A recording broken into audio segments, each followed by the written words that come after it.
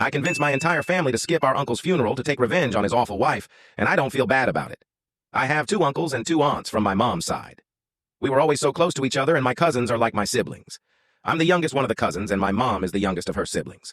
My mom and her brother, we'll call him Jeff, are both successful surgeons in their respective fields and have an age gap of 15 years. Both of them moved into a small city that's 900 miles away from their hometown. My other uncle and 2 aunts stayed in their hometown next to my grandparents. We would always spend the holidays together.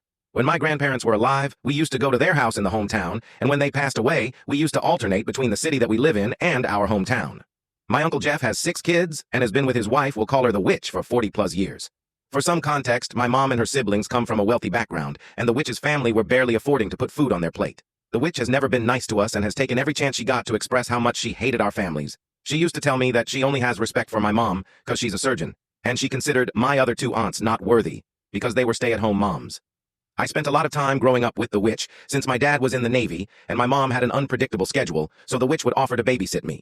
She would always lock me in a room and refuse to let me play with her kids. As a kid, I didn't understand why, but I also never bothered to tell my parents. Her kids were also mean to me and bullied me for their mother's request. My Uncle Jeff, however, was like a dad to me, and he made sure that I had a father figure. Since my dad was away on duty, my uncle used to invite my other cousins for holidays, but they would only stay with me and my parents, since the witch falsely accused them of stealing from her.